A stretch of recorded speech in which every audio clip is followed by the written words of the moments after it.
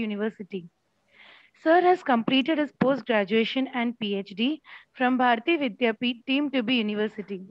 He has more than 10 years of academic experience and has published about 10 research papers internationally and also secured second position in paper presentation at 68th IPC Vishakhapatnam. I request Sir to take over the platform. Thank you, Jilu. Am I audible? Hello, Jilu. Am I audible?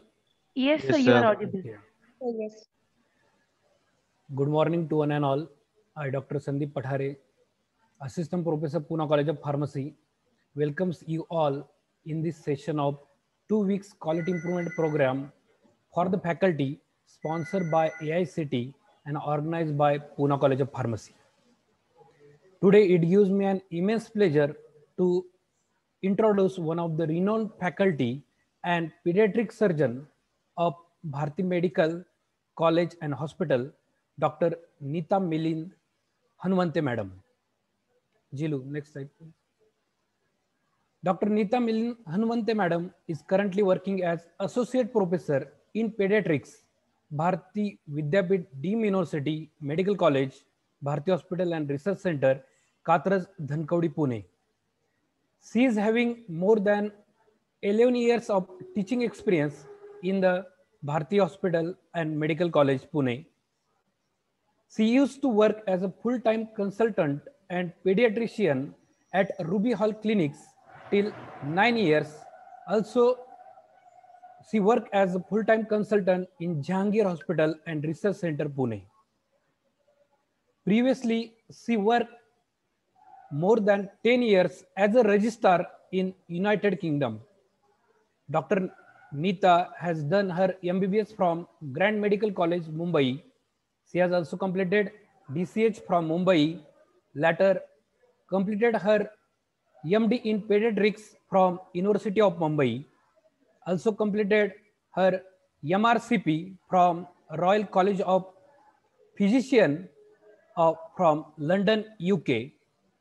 She is a life member of Indian Academy of Pediatrics since 1992 and life member of Indian Medical Association.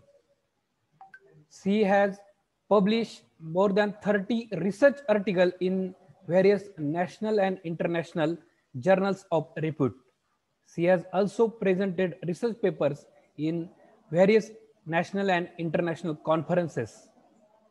Her ethics committee experience as a coordinator for NABH accreditation of Institutional Ethics Committee of Bharati Vidyapeeth Deemed University, also selected as NABH assessor for accreditation of Ethics Committee in India. She was the co-investigator of 39 clinical trials for phase 1 to phase 4. She was the principal investigator for 5 major clinical trials, not only in India as well as the abroad. She is having very vast experience in clinical trial research as well as the teaching. So we are very fortunate that Dr. Neeta Hanvante Madam is with us.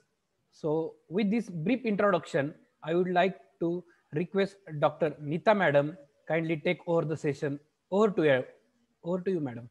Thank you. Thank you, Pathare sir, for such kind introduction. I'm really delighted to give lecture for this, and I'm really thankful to all the organizers for inviting me to deliver the lecture. Just bear with me, I'll share the slides again.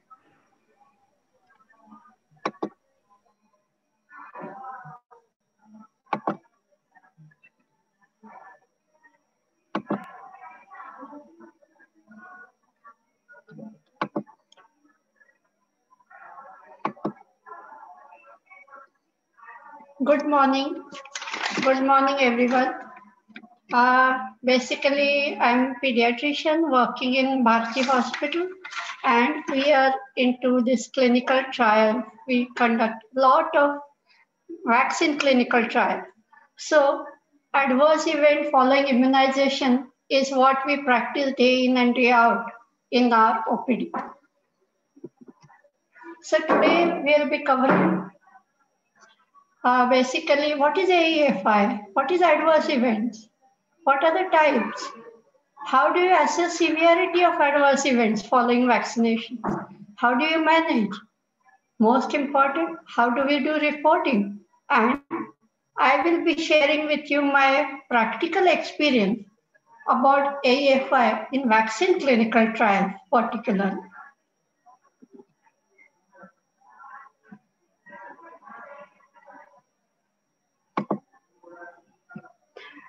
So India's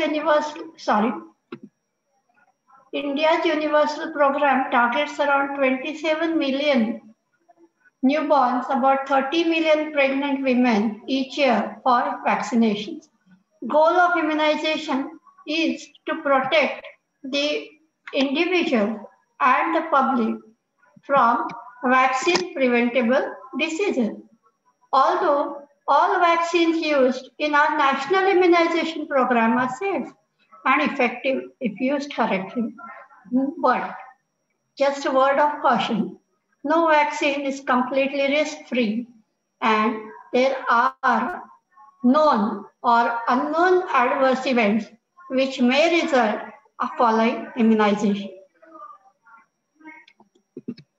So by definition, an adverse event following immunization is any untoward medical occurrence which follows immunization and which does not necessarily have causal relationship with the usage of vaccine. The adverse event may be any unfavorable or unintended sign, abnormal lab finding, symptom, or disease. So what are the types of these adverse events? They are grouped into 5 categories. 1. Vaccine product related reaction. Second, if there is any quality defect in the vaccine, so related to quality defect. Third, if there is any immunization error by whoever is giving the vaccine. And fourth is due to anxiety of taking vaccine.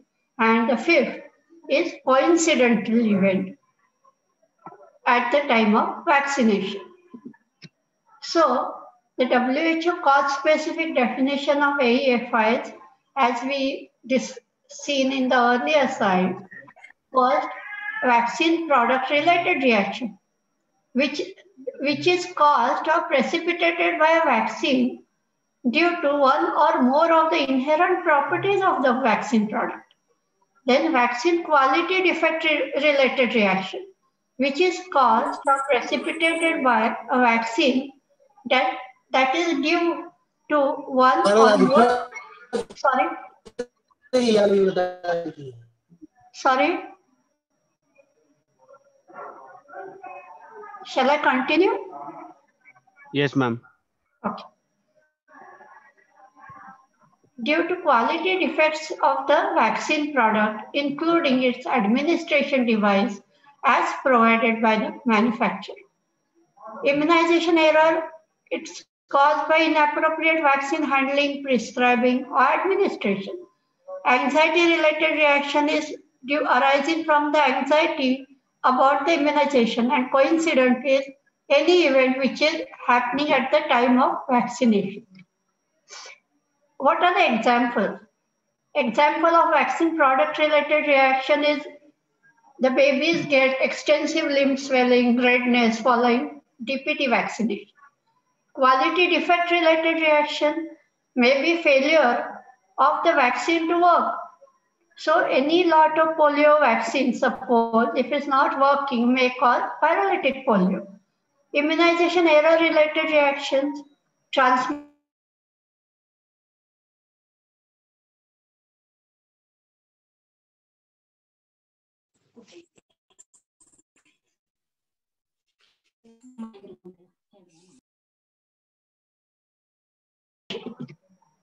So we'll discuss one by one in detail.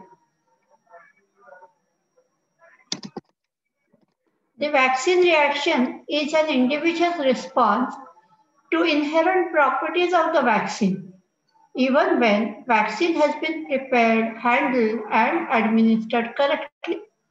From the 5 causes of adverse effect reaction, these comprise of product-related and quality defect-related reactions. Now the vaccine will have various components in it. Basically, it will have antigenic material, including whole or the part of microorganism. Then the vaccine may have stabilizers, which will help vaccine to maintain its potency through storage, like magnesium sulfate. The vaccine may have adjuvant.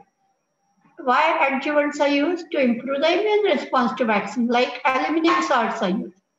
The vaccine, there are antibiotics may be added to prevent bacterial contamination. For example, neomycin is added. And some vaccines may have preservatives like thiomersal to prevent bacterial and fungal growth in multidose vials. So the child or the patient may react to any of these vaccine components. Now, what are the types of reactions you may expect? There may be common, minor reaction, maybe severe reaction, or at times you may have to deal with the serious adverse effect. Now, there are 2 types of vaccine reactions, minor or severe, and in between moderate. Minor reactions usually occur within few hours of vaccination, get resolved after short time of period, and they are of little danger to the patient, which include local side effects like pain, swelling, redness at the site of vaccination, and systemic events like fever, malaise, muscle pain, headache.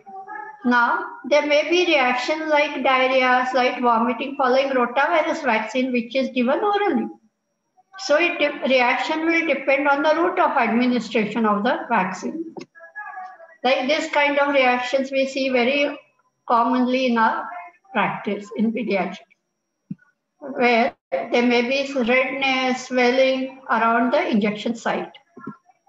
Severe reactions usually do not result in long-term problems.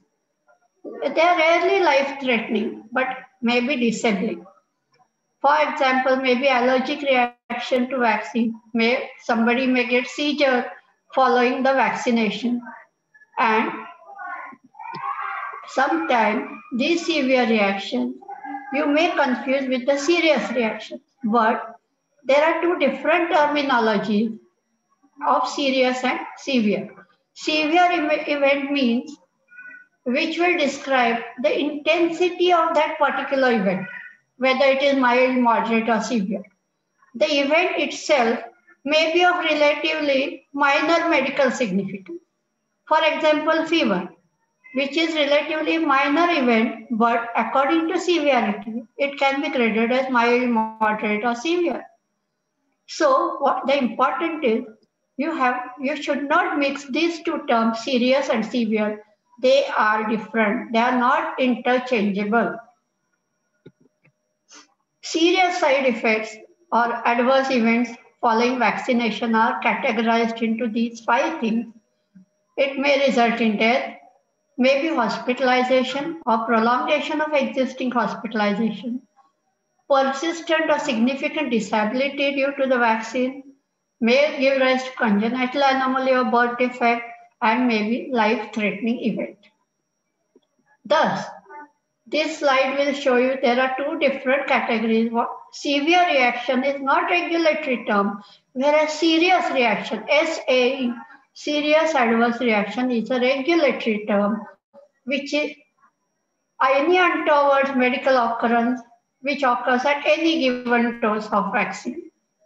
Whereas severe reactions can be disabling, rarely life-threatening, should be reported, may not lead to long-term problems. Severe reactions include serious reactions also, but other severe reactions are also there. So, take-home message is, serious reaction is a regulatory term. In our clinical trial, if there is an SAE or serious adverse reaction, there are regulatory guidelines and timelines of reporting, which serious reaction we have to report to Drug Controller of India, the Ethics Committee, and the sponsor within 24 hours of occurrence, whereas the follow-up report of the same we have to report within 14 days to the institute, sponsor, ethics committee, and the CDSCO within 2 weeks of the awareness and occurrence of the SE. Whereas severe reactions, if we encounter any severe reaction following vaccine in our clinical trial, we inform the sponsor. But there are no regulatory guidelines of reporting the severe reaction. Now, there are various factors which affect adverse events following vaccination. Although vaccine may contain same antigen, like there are so many companies who provide us Pentavac vaccine, triple H influenza B and hepatitis B vaccine. There are various manufacturers. Vaccines of different manufacturers may have different side effects. Maybe slightly different, but it may differ because they have slightly different composition, different adjuvant, different few other components may be different in the vaccine. And these variations result in vaccines with different reactogenicity. Age. Same vaccine given at different age group may result in different vaccine attributable reaction.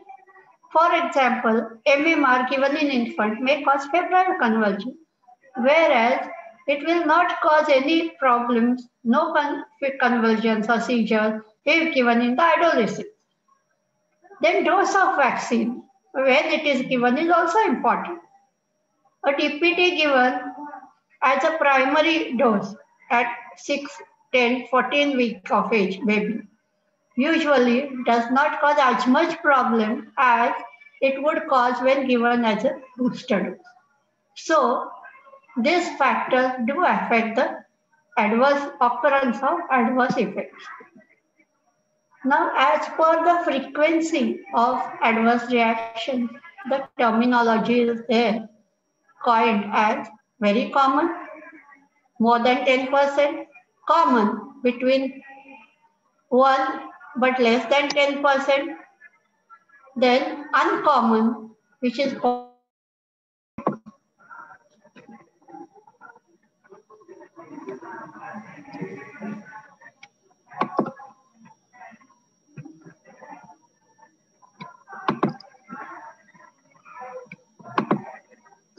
hello? Yes, So, ma'am. yeah, the common reactions local. Local means the site of injection. The reactions what we normally see, there may be pain, tenderness, swelling, redness, induration, slight skin discoloration or nodule formation. Whereas systemic side effects what we encounter is fever, irritability. The child may cry for 2-3 days, may not accept feeds like normal. The older children may complain of headache, nausea, vomiting, loose motions. Specifically with rotaviral oral vaccine, we do see this common.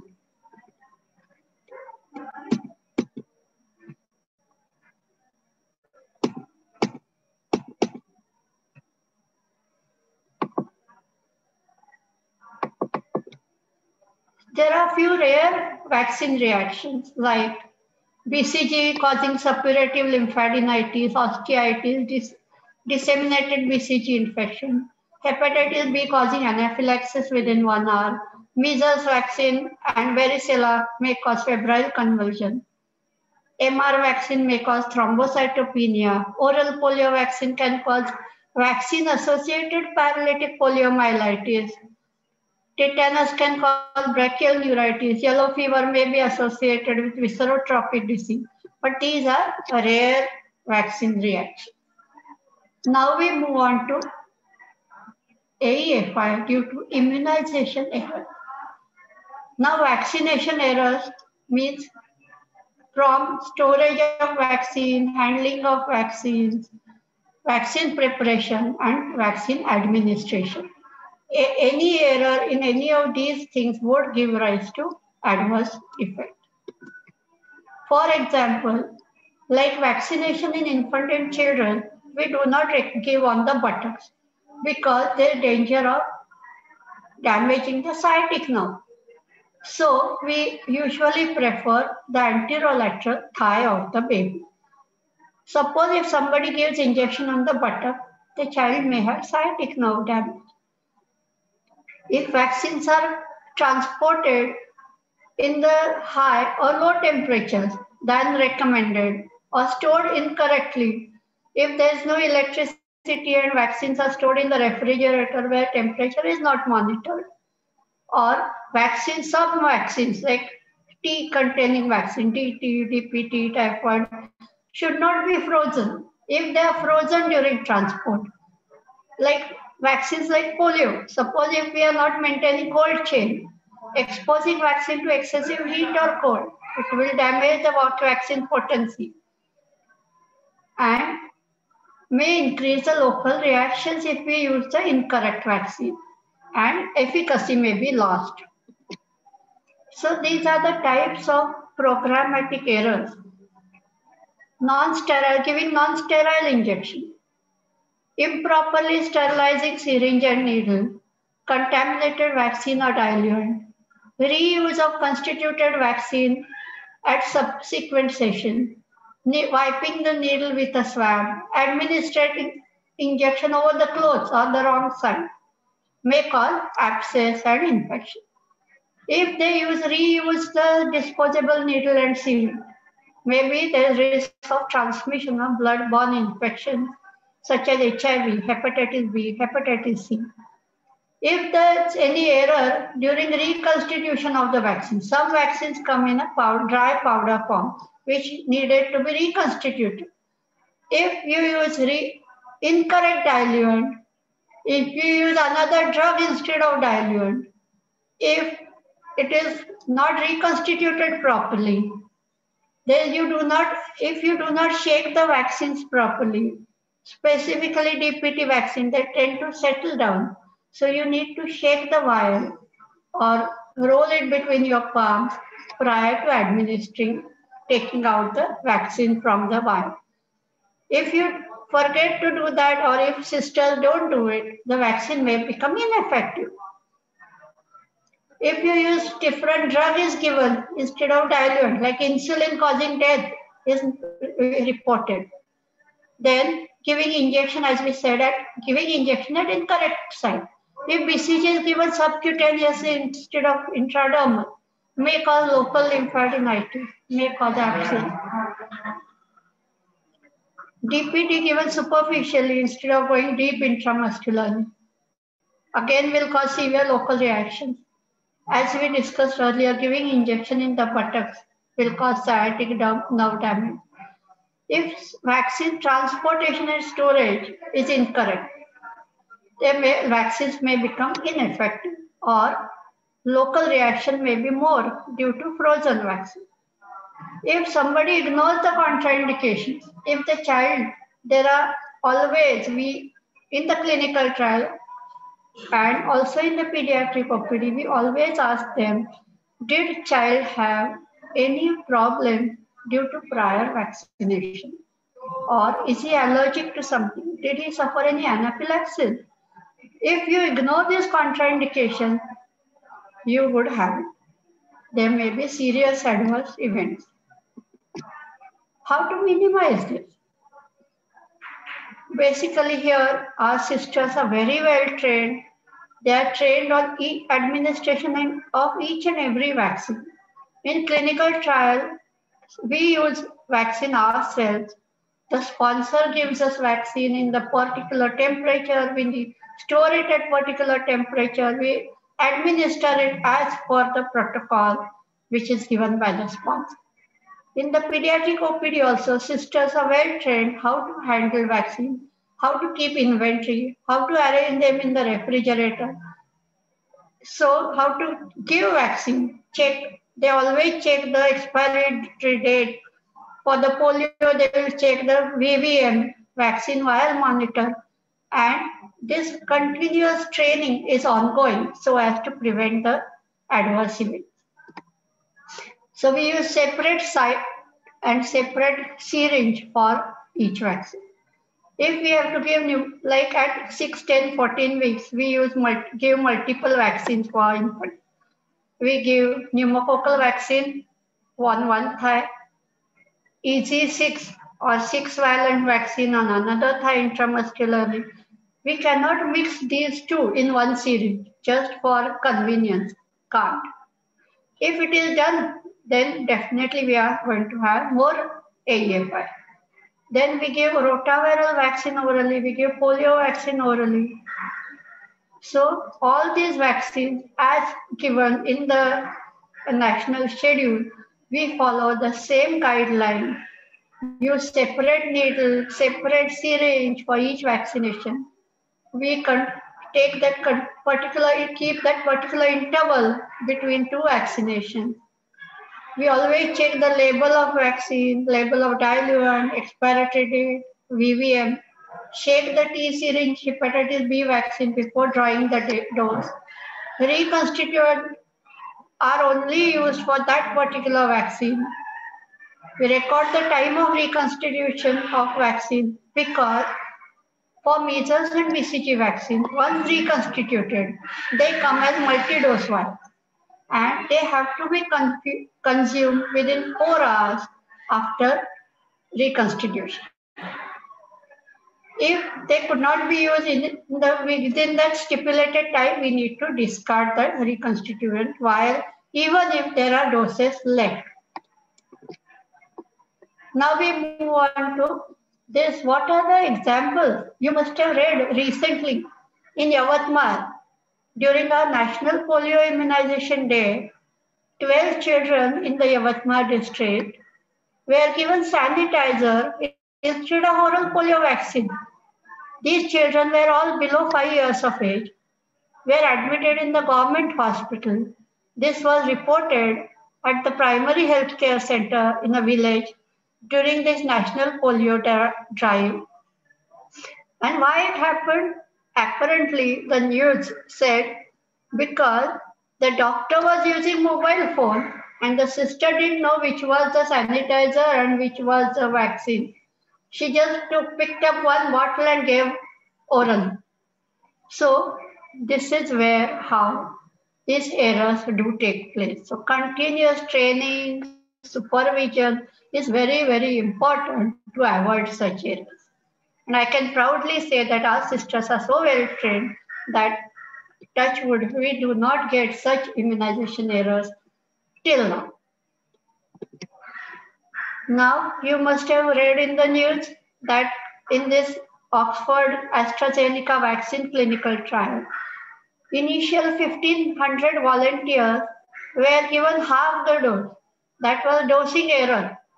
And patients were not even informed that this mistake was done.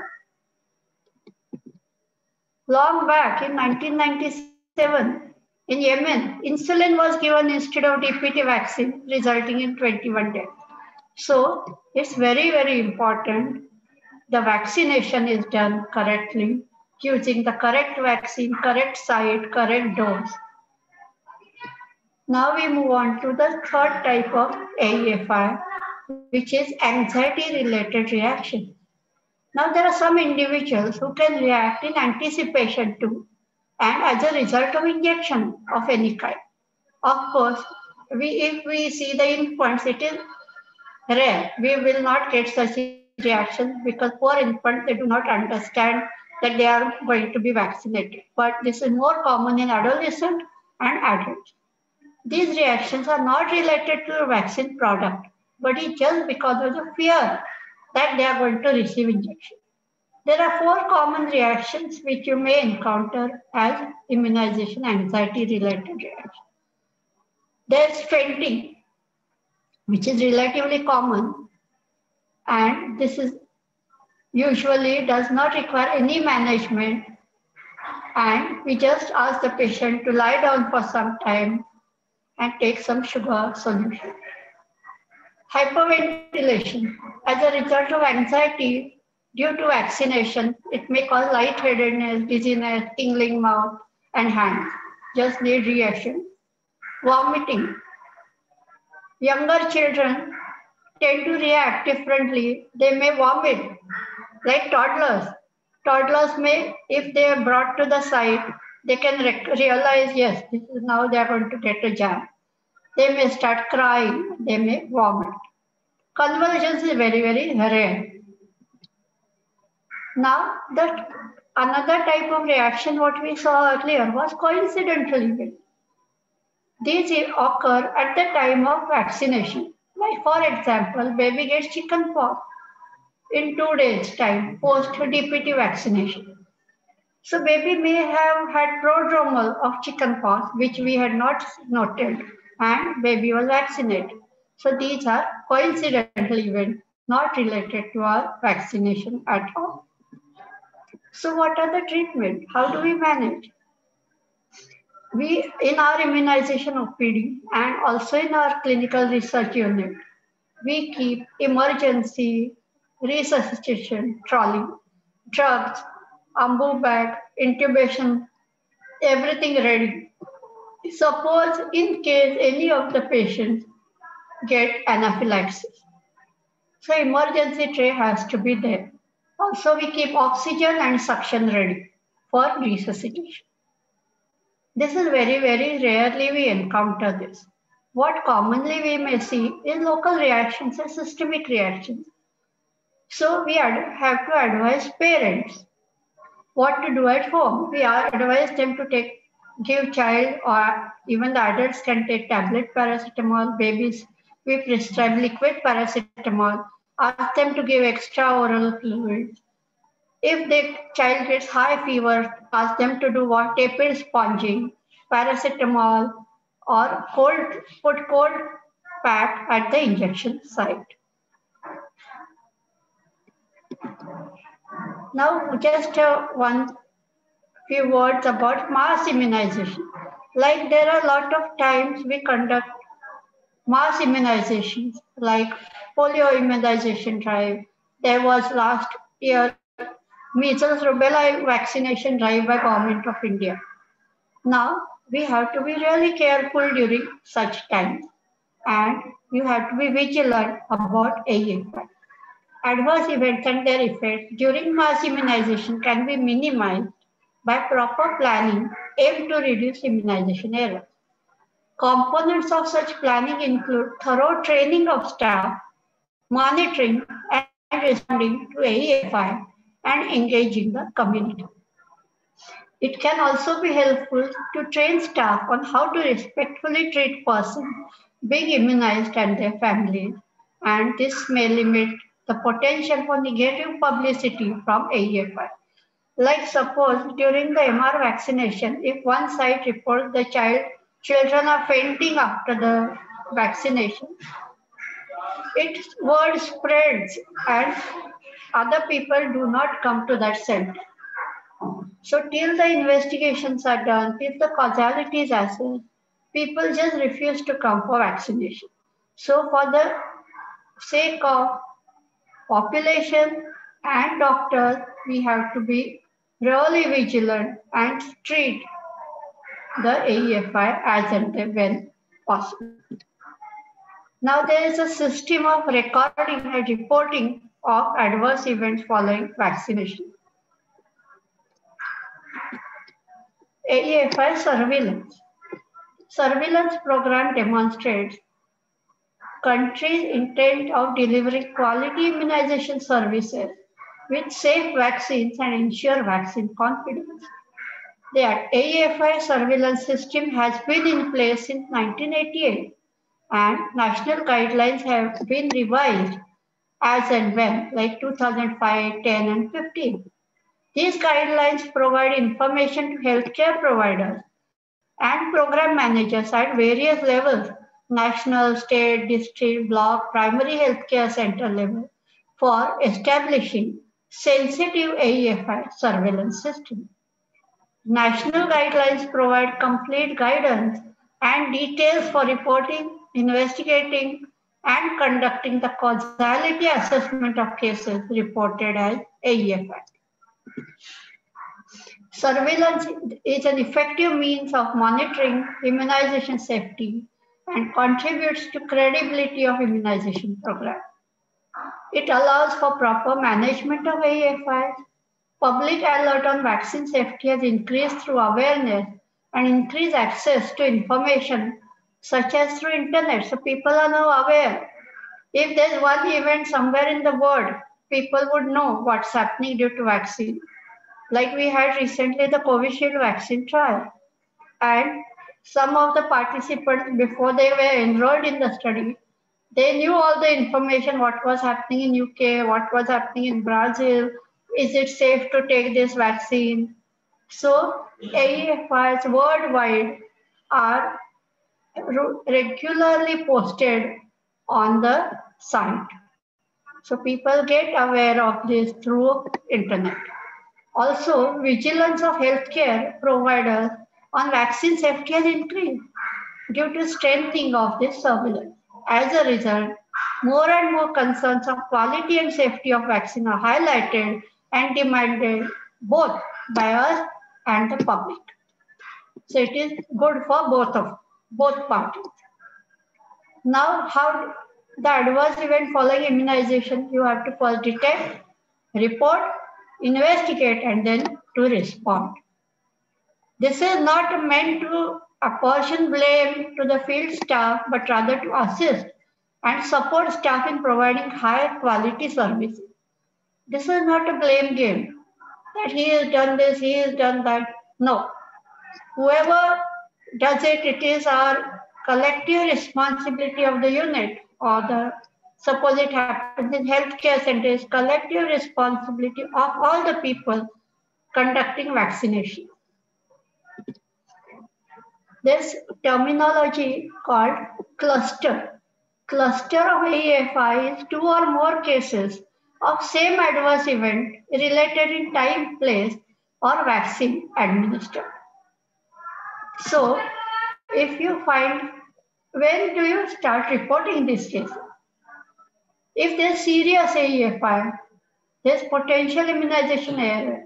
If there are cluster of cases due to this vaccine in particular center or particular village, particular district, if the parents are concerned due to adverse event, if there is concern from the community, if there are unexpected problems happening after vaccination, and if there are happening at unexpected frequency, then we need to report these. Now, reporting of AEFI, as we said earlier, in particular healthcare worker, we should notify, as we said earlier, serious AEFI signals and events associated with newly introduced vaccine, like Covishield vaccine. Now we are doing government program. We have started giving Covishield to the healthcare workers in the first place. So if there are any collection of AEFI, then we have to report them to the authority. They may have been caused by immunization error, which we have to look into. Significant events of unexplained cause occurring within a month of vaccination, causing severe concern and severe reactions, we need to report. Thus, it is reported through case reporting form. What is case reporting form? It is provided to us, and basically at the site, we are healthcare workers. Immediately we inform to medical office. This is actually true for all the centers, private and government centers. Then it goes to district, from state and to national level. Thus, evaluation of AEFI, reporting serious and severe AEFI is done using CRF, case reporting form, and first information report, which is prepared by the medical officer of the PSC or the reporter and then sent to district immunization officer within 24 hours of getting information. Next 24 hours, the district officer verifies the case details and sends it simultaneously to state and national level. AEFI Secretariat is established in 2012 within Ministry of Health and Family Welfare to strengthen surveillance in our country. Causality assessment is the systematic evaluation of information obtained about AEFI to determine likelihood of the event having been caused by the vaccine received. It is critical part of the AEFI monitoring and enhances confidence in the national immunization program. AEFI committee provides technical inputs to review the factors leading to adverse events, inputs to improve the system or to provide safe and effective immunization. So overall goal of AEFI surveillance is to reduce morbidity and mortality due to adverse events following vaccination and to minimize negative impact of this on public health. So conducting investigations are conducted after you report this AEFI to the higher center. The components are identify specifications of implicated vaccine, examine the operational aspects of the program which may have led to immunization error, search for any other cause or clustering, compare background risk to reported rate of AEFI, confirm the diagnosis and determine outcome, and in collaboration with experts, determine if it was related to vaccination. The data sources for this surveillance program are serial, CVL, which is done direct reporting, and monthly reported are deaths, abscess, others. There's a dedicated email address to where we need to report this. Thus, the surveillance cycle looks like you detect the AEFI, notify, report, investigate, analyze, do the causality assessment, and then give feedback to the reporter and to the community. So this is one slide. If there are any AEFI from our clinic, we report to community, district, regional, and then to national authority. Also at the global levels, there are safety committees, advisory committees on vaccine safety, WHO's advisory committee, WHO's immunization safety website, Brighton collaborations are there where we report it. Now there are times, there are barriers to reporting. Suppose something goes wrong in our center. I have committed error, so I don't want to disclose that. So what I will do, I will not report. I'll just try and manipulate it or hide it. Is it good? No. This is at all very bad practice. Whatever happens, if it is AEFI of severe grade, serious category, we have to report.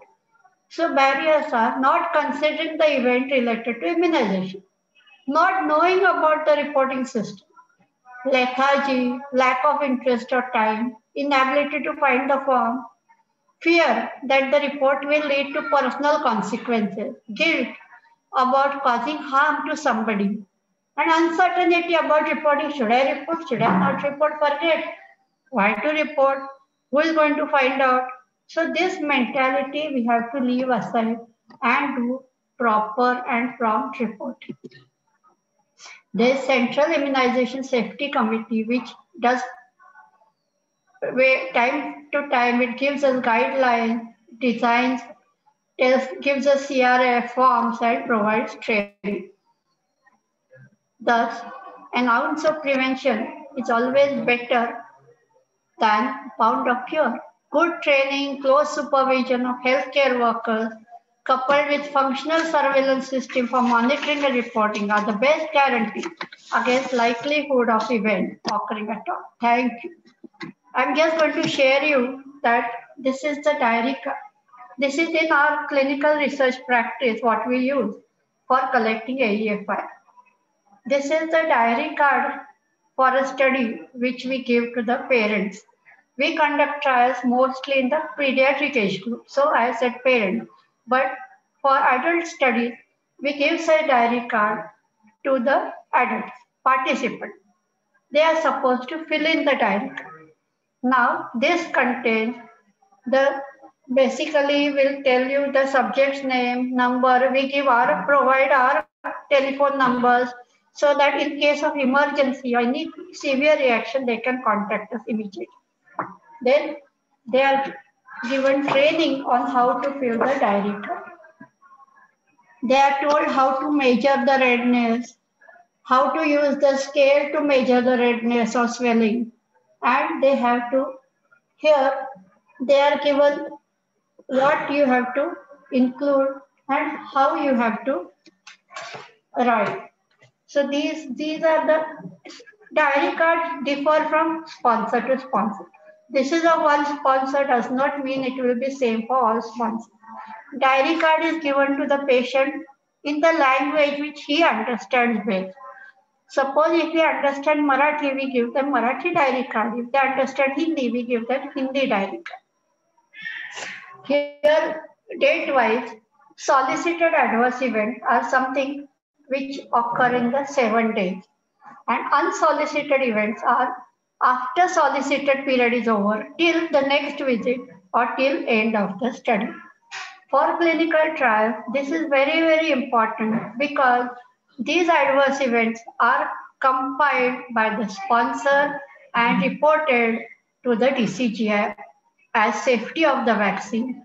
Because what we check, what we study the vaccine trials is, we study the reactogenicity, safety of the vaccines along with the immunogenicity.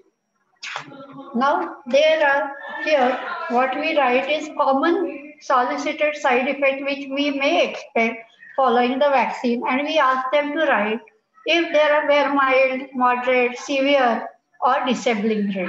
So we give them proper training how to measure temperature, how to enter temperature, how to grade the side effects, and then enter. End of the page. Here we say till after a solicited period, in the remaining period till next visit, they have to write if they have had any illness here. They do not have to write the relationship here. Even here, they do not write any relationship. Relationship or causality assessment is done by us as investigators, whereas they just have to do the reporting in the diary card. After vaccination, we always ask them to wait for half an hour post-vaccination. So if there are any immediate adverse event to occur, would occur within first half an hour post-vaccination.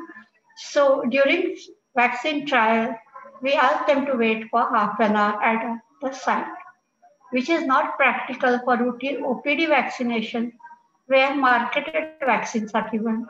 But ideally, that's a very good practice. Thank you very much. I'm happy to answer your question.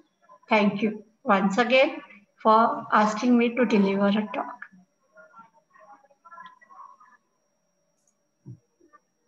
Thank you very much, madam, for your insightful session.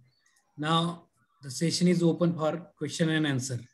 Dear delegates, I would like to ask you to put your question in chat box, or you can directly unmute yourself and ask the question to the speaker, madam.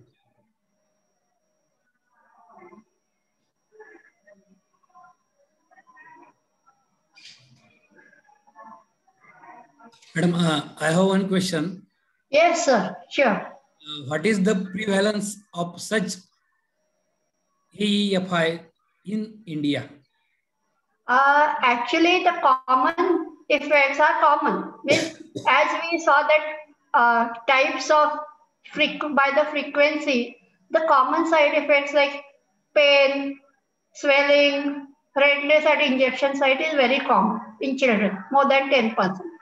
Whereas side effects which are rare, which we saw, means accordingly only it is said. Classification is done according to the common frequency of occurrence. So in India, I cannot say, but it is related to each vaccine. Like following DPT vaccination, you will have more than 10% of side effects, or more than 20% of the babies will have side effects. But following maybe hepatitis A vaccination, it is uncommon to have side effects. So it depends on which vaccine is given, what age the vaccine is given. Yes, madam. Thank you very much. Now, thank you, sir. I hand over to Dr. Manjusha, who is the organizer of this quality improvement program. Dr. Manjusha. Over to you. Dr. Nekha ma'am for accepting our invitation. It was a really great opportunity having known more about the immunization and also the different adverse events following the immunization. Ma'am has described the 5 categories of AEFI and has explained each and every category thoroughly. The difference between serious and severe adverse reaction and all the factors affecting AEFI, the common as well as the rare adverse events seen, has also explained in a great way. Ma'am also spoke on the reporting of such AEFI and also our contribution as a healthcare worker to such event. Once again, I'm thanking you for accepting our invitation and sharing knowledge with us, ma'am. Thank you very much. Thank you so much. I will be in touch with you. Thank you, madam. In spite of your busy schedule, Thank you very much. I'm obliged. And shared your valuable talk, insightful talk with us.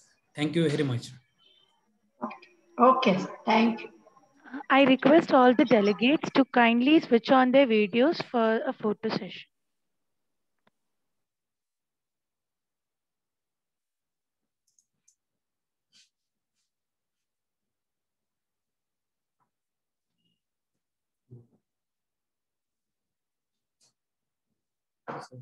ये और आप खाली print screen दबा दीजिए print screen दबाइए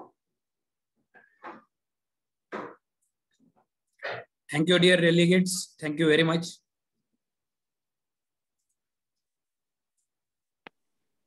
Now we are going for a lunch break. We'll be back at 2 for the third session.